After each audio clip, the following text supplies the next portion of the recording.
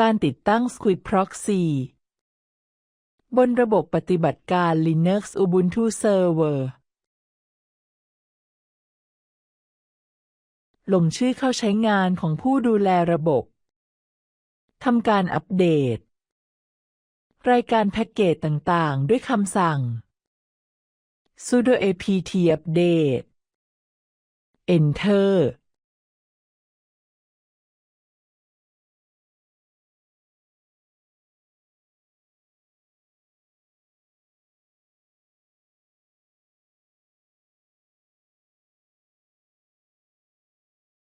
จากนั้นเริ่มทำการติดตั้ง Squid ด้วยใช้คำสั่ง sudo apt install squid-y enter -y คือการตอบตกลงยืนยันการติดตั้งโดยอัตโนมัติ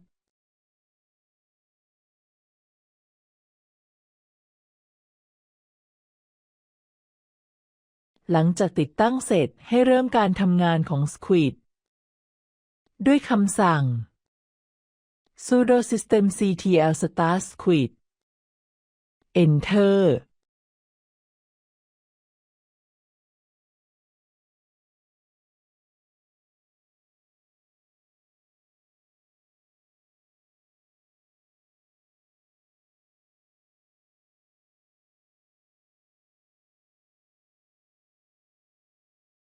ให้ทำการเปิดการใช้งานโดยอัตโนมัติทุกครั้งที่เปิดเครื่อง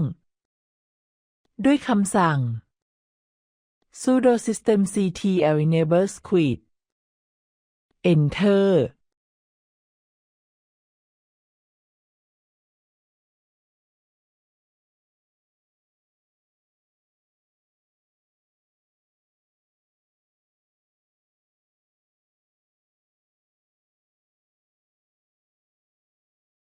การตรวจสอบสถานะ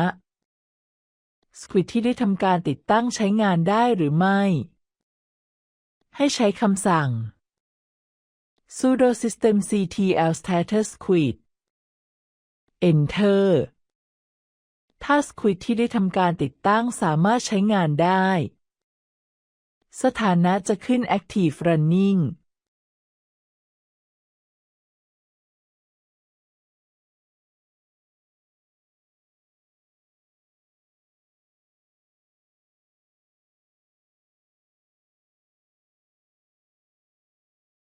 เพื่อให้การเปลี่ยนแปลงมีผล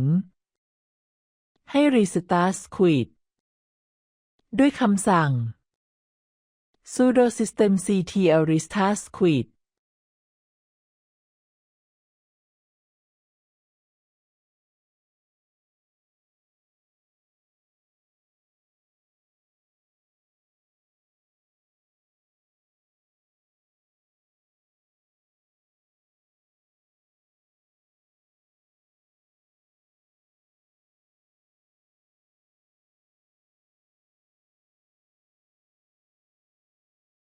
จบขั้นตอนการติดตั้ง Squid Proxy Server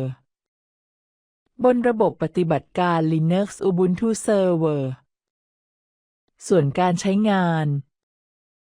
การกำหนดค่าการต่างๆติดตามได้ในคลิปหน้าขอบคุณสำหรับการรับชมและติดตามกดไลค์กดแชร์เพื่อเป็นกำลังใจ